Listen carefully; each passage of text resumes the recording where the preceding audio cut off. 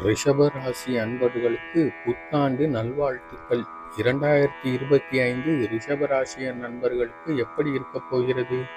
நல்ல தனப்பிராப்தம் உண்டு.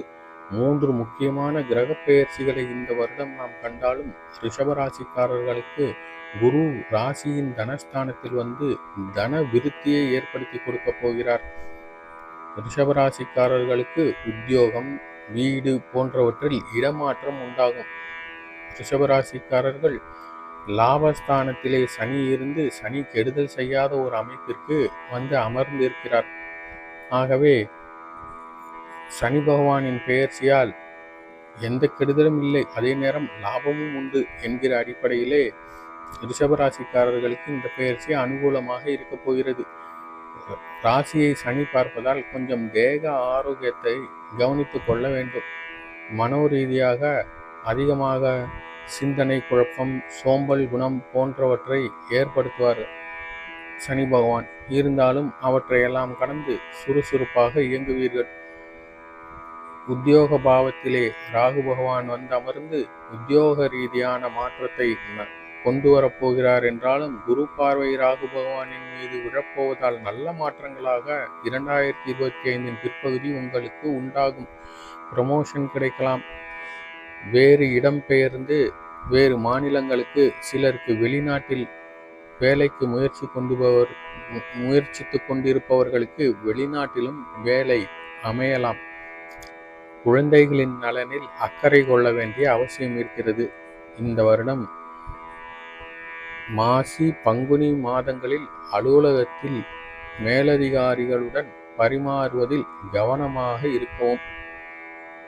ரிஷபராசிக்காரர்கள் மறைபொருளான விஷயங்களை, அதாவது நான் யார், ஆன்மா என்றால் என்ன, பிரபஞ்சம் என்றால் என்ன, இறைசக்தி என்றால் என்ன என்று மறைபொருளாக இருக்கக்கூடிய ஆன்மீக விஷயங்களை நாடுவீர்கள், தெரிந்து கொள்ள விருப்பப்படுவீர்கள். ஆன்மீக நாட்டம் உண்டாகும். தினமும் வீட்டிலே அம்மனுக்கு பூஜை தீபம் காட்டி வழிபாடு செய்யுங்கள்.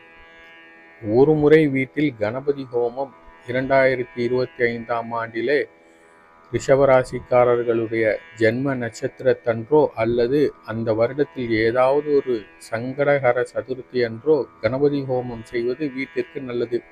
வியாழக்கிழமை தோறும் சித்த புருஷர்களை வழிபாடு செய்து வாருங்கள். இந்த வருடம் முழுவதும் உங்களுக்கு நன்மைகள் நடக்கும். வீடு, வாகனம் போன்ற விஷயங்களிலே பராமரிப்பு செலவுகள் உண்டாகும். சிலர் வீட்டை இடித்து கட்ட வேண்டும் என்று நினைத்து கொண்டிருப்பவர்கள் வீடு இடித்து புதிதாக கட்டுவீர்கள். அல்லது சிலர் செப்பனிடுவீர்கள். மதில் சுவர் உடைந்திருக்கிறது, மதில் சுவர் கட்டுவோம் என்று ஆரம்பிப்பீர்கள். சிலர் வாகனத்தை பராமரிப்பீர்கள். பழைய வாகனம் கொடுத்து புதிய வாகனம் வாங்க வேண்டும் என்ற நிர்பந்தத்திற்கு ஆளாவீர்கள்.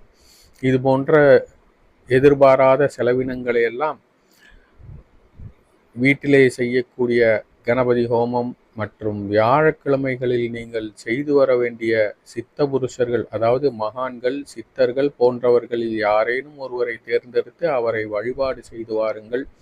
இந்த வழிபாட்டு பலன்கள் உங்களுக்கு எல்லா விதத்திலும் நன்மைகளை இந்த வருடம் 2025 கொண்டு வரும். எனவே ரிஷபராசிக்காரர்களுக்கு இந்த வருடம் மிக இனிய ஆண்டாக அமைந்துவிட இறைவனை பிரார்த்திக்கிறோம். நன்றி.